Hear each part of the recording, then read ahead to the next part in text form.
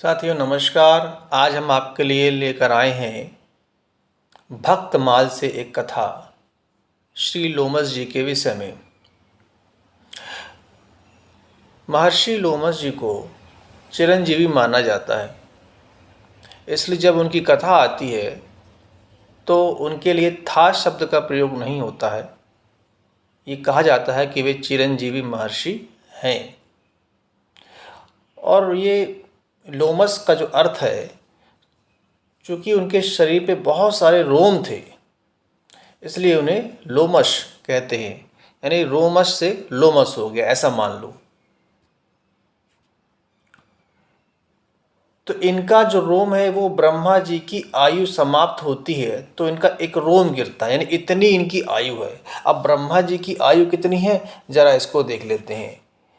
तो ये भक्तमाल में लिखा है कि इनका एक कल्प का दिन होता है और इतनी ही बड़ी रात्रि भी होती है, यानी कि 2 कल्प मिला के एक दिन और एक रात, यानी पूरा एक दिन होता है 2 कल्प का। अब ये कल्प क्या है? जो ये 4 युग हैं, सतयुग, त्रेता युग, द्वापर युग और कलयुग, ये चारों युग मिला लेंगे आप तो हजारों लाखों सालों का होता है। लेकिन यहाँ इसको हम शॉर्टकट समझते हैं कि जो 4 युग हैं उसे चतुर्युग बोलते हैं, चतुर्युगी। अब चतुर्युगी भी 1000 बार जब बीत जाए तो एक कल्प होता है, यानी इतना समय। और ऐसे ही दिन में 2 कल्प हुए, चूँकि दिन का कल्प हुआ और रात का कल्प हुआ तो 2 कल्प हुए। तो यानी 2000 चतुर्युगी जब समय बीत जाएगा तो 2 कल्प होंगे, यानी पूरा एक 24 घंटे का एक प्रकार से एक दिन जैसे होता है हमारे यहाँ, वैसे ही उनका दिन कहलाया। और इसके बाद 30 दिन का महीना और 12 महीने के साल के हिसाब से ब्रह्मा जी की 100 बरस की आयु है। अब 30 दिन का मतलब, अब एक दिन में तो उनके 2 कल्प हो गए, तो 30 दिन में उनके 60 कल्प हो गए और 12 महीने के हिसाब से 720 कल्प हो गए। और चूंकि उनकी आयु 100 वर्ष की है तो 100 का गुणा कर देंगे 720 में तो 72,000 कल्प हो गए। तो 72,000 कल्प आयु किसकी कहलाई? ब्रह्मा जी की कहलाई। और जब ब्रह्मा जी की आयु समाप्त होती है तो लोमस जी का एक रोम गिरता है, यानी शरीर में तो अब लाखों करोड़ रोम है। तो उनकी आयु की बात बताई जा रही है कि जब ब्रह्मा जी का आयु पूरी होती है, यानी 72,000 कल्प बीत जाते हैं, 72,000 कल्प बीत जाते हैं। अब एक कल्प में कितने? एक कल्प में 1000 चतुर्युग। और चतुर्युग क्या होता है? 4 युग का समय भी जो बताया मैंने वो लाखों सालों का होता है, ऐसा माना जाता है। तो ऐसे 72,000 कल्प बीतने के बाद जब ब्रह्मा जी की मृत्यु होती है तो लोमस जी के करोड़ों रोम से में से एक रोम गिरता है, यानी तब लोमस जी की आयु सोचिए आप कितनी आयु होगी। ऐसी हमारे यहाँ धारणा, ये भक्तमाल कह रहा, मैं नहीं कह रहा हूँ। ठीक है, अब आगे बढ़ते हैं। तो एक बार अपनी इस लंबी आयु की वजह से बहुत परेशान हो गए। उन्होंने भगवान से वर मांगा कि भगवान मेरे को मौत दे दो, मैं मरना चाहता हूँ, मैं बहुत जी चुका हूँ। तो अब क्या हुआ? प्रभु ने उत्तर दिया। प्रभु ने क्या उत्तर दिया कि ब्राह्मण की निंदा करोगे तो भले आप मर सकते हो, नहीं तो यहाँ काल की दाल गलने वाली नहीं है। तो इसके बाद वो उन्होंने कहा ठीक है, जैसी इच्छा, और मैं अपने आश्रम में जाके ऐसे ही कुछ काम करूँगा कि ब्राह्मण की निंदा होगी मेरे माध्यम से तो मुझे श्राप मिलेगा और मैं मर जाऊँगा, ऐसा वो मानकर चलने लगे। और मार्ग में इन्होंने थोड़ा सा आगे जाके देखा कि एक स्त्री है जो 2 बालक जिसके गोद में है। तो एक बालक को दूध पिलाने के बाद दूसरे बालक को जब उसने दूध पिलाना शुरू किया तो उसके पहले उसने अपने स्तन को धोया।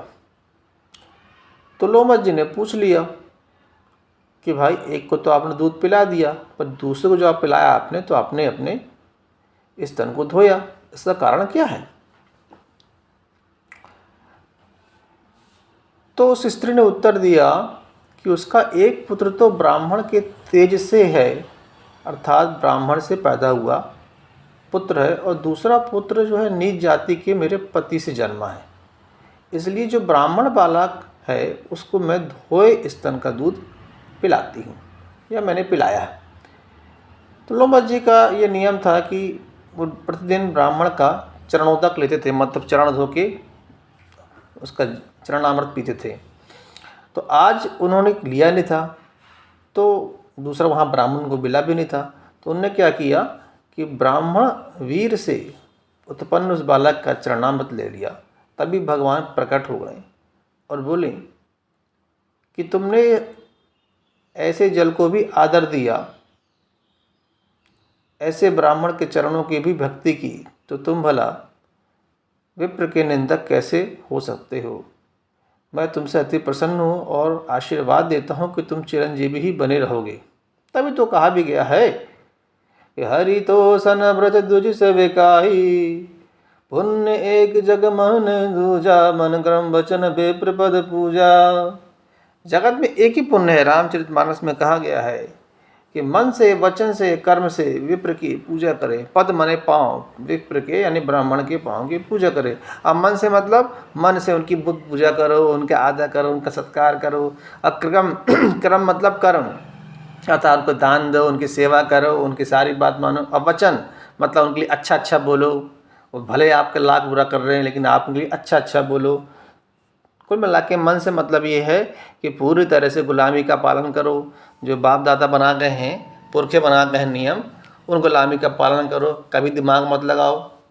अब देखिए लोमस जी इतने दीर्घायु हो गए, उसके बाद भी अब वो कहते थे तेरो एक रोम गिरता है, मतलब आज भी वो जिंदा है, उनके लिए तो चिरंजीवी मानते हैं, वो आज भी जिंदा है। अब सोचिए आप, ये लोमस जी इतने महान ऋषि हुए कि इनको महर्षि कहा गया। अब वो महर्षि भी प्रतिदिन ब्राह्मण के चरणों को धोकर पिया करते थे, यानी कि उनकी जो हैसियत है वो ब्राह्मण, एक साधारण ब्राह्मण से ऊपर की नहीं थी। अब ब्राह्मण तो छोड़ो, ब्राह्मण के वीर से पैदा हुआ नवजात शिशु जिसको दूध अभी पीना आता है केवल, वो नवजात शिशु, वो नवजात बच्चा जिसको अभी अनार का भी नहीं आता है, वो ब्राह्मण पुत्र भी महर्षि से इतना महान हो गया कि महर्षि को उनका चरण धो के पीना पड़ रहा है।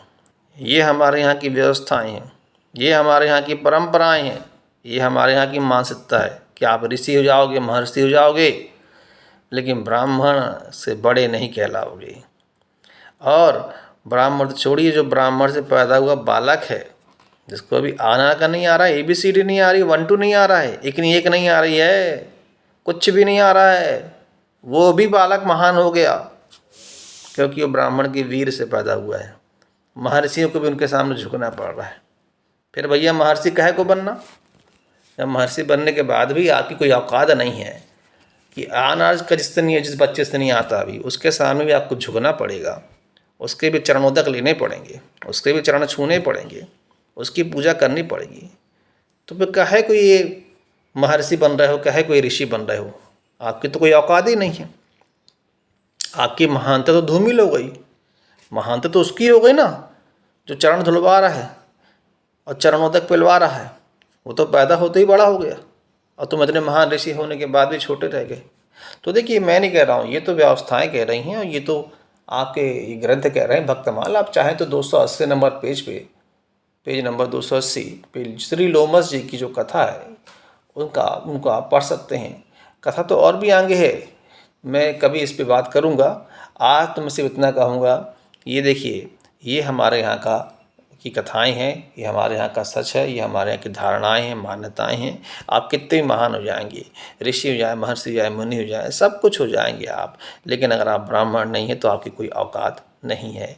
और छोटा सा बच्चा भी ब्राह्मण का, आप वो भी आपके लिए पूजनीय हो जाएगा, आप उसके लिए पूजनीय नहीं हो। ये हमारे यहाँ की व्यवस्थाएं हैं। तो खुद देखिए।